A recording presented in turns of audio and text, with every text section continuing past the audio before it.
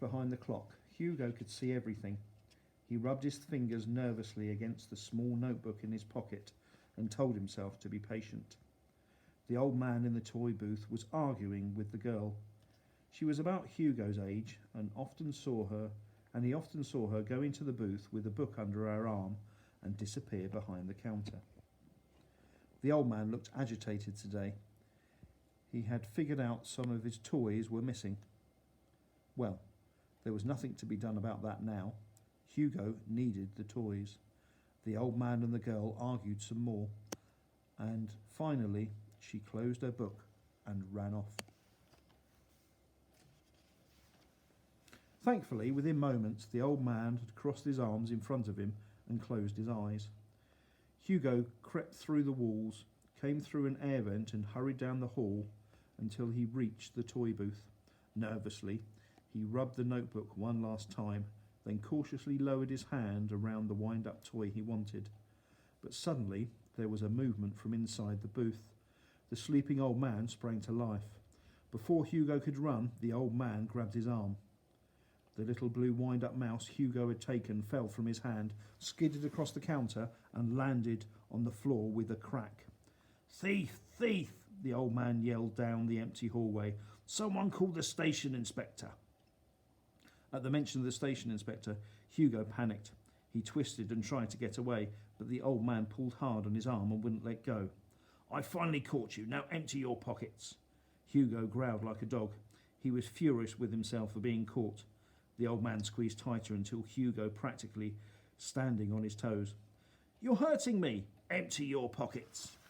Reluctantly, one by one, Hugo pulled out dozens of objects, screws and nails and bits of metal, gears and crumpled playing cards, tiny pieces of clockworks, cogs and wheels.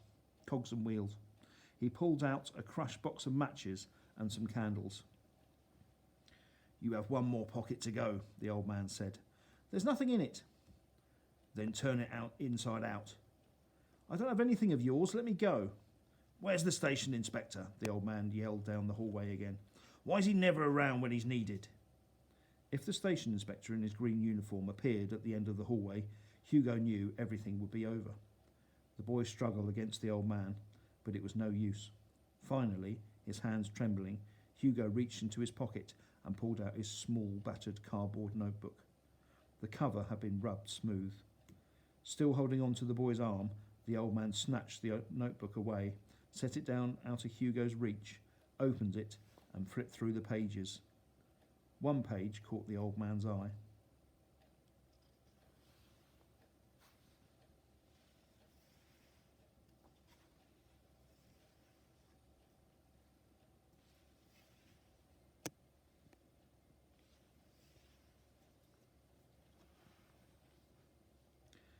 "Give that back to me, it's mine," cried Hugo.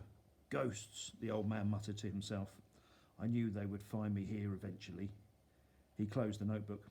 The expression on his face changed rapidly, from fear to sadness to anger. "Who are you, boy? Did you draw these pictures?" Hugo didn't answer him. "I said, did you draw these pictures?" Hugo growled again and spit on the floor. "Who did you steal this notebook from?" "I didn't steal it." The old man grunted, and with a push he finally let go of Hugo's arm. "Leave me alone then. Stay away from me and my toy booth." Hugo rubbed his arm and stepped backwards, accidentally crushing the wind-up mouse he had dropped. The old man shuddered at the sound of the breaking toy. Hugo picked up the broken pieces and placed them on the counter. "I can't leave without my notebook." "It's no longer your notebook, it's mine, and I will do with it what I want." The old man waved Hugo's box of matches in the air. "Perhaps I will burn it." "No!" The old man collected the contents of Hugo's pockets, including the notebook. He placed them in a handkerchief, tied it up, and covered it with his hands. "Then tell me about the drawings. Who did them?" Hugo said nothing. The old man slammed a fist down on the counter, shaking all the toys. "Get out of it then, you little thief."